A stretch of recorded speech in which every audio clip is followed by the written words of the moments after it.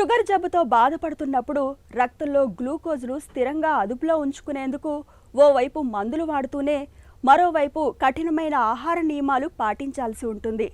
అయితే పగటిపూట ఖచ్చితమైన ఆహార నియమాలు పాటించినప్పటికీ రాత్రి భోజనం విషయానికి వచ్చేసరికి కొంతమంది కాస్త ఉదాసీనంగా ఉంటుంటారు.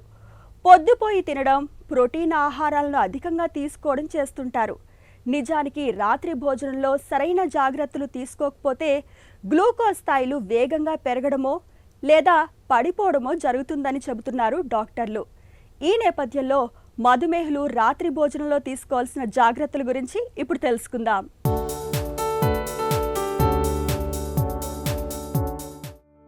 షుగర్ జబ్బుని అదుపులో ఉంచుకోవడానికి ఆహార నియమాల్లో కఠినంగా ఉండడం తప్పనిసరి.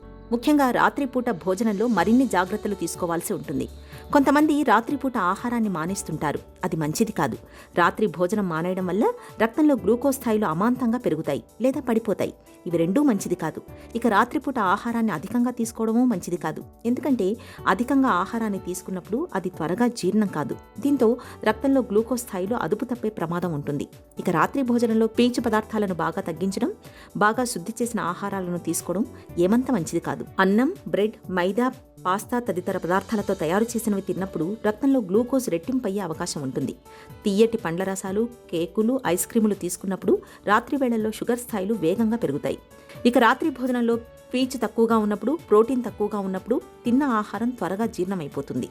దీంతో రక్తంలో గ్లూకోజ్ స్థాయిలు రెట్టింపయ్యే అవకాశం ఉంటుంది. రాత్రిళ్లు మరీ ఆలస్యంగా తినడం మంచిది కాదు. ఆ ప్రభావం ఇన్సులిన్ స్థాయిల మీద పడుతుంది. నిద్రకు ఉపక్రమించడానికి 2-3 గంటల ముందే ఆహారం తీసుకోవాలి. ఇక రాత్రి భోజనంలో పిండి పదార్థాల మోతాదు తక్కువగా ఉండేలా చూసుకోవాలి. తీసుకునే ఆహారంలో కార్బోహైడ్రేట్లు ఎంత శాతం ఉన్నాయో తెలుసుకోవాలి.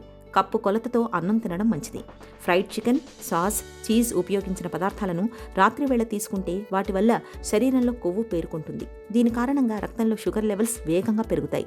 శరీరాన్ని ఎల్లప్పుడూ హైడ్రేటెడ్గా ఉంచుకునేందుకు నీళ్లు బాగా తాగుతుండాలి. డీహైడ్రేషన్ కారణంగా కూడా రక్తంలో గ్లూకోజ్ స్థాయిలు పెరిగే అవకాశం ఉంటుంది.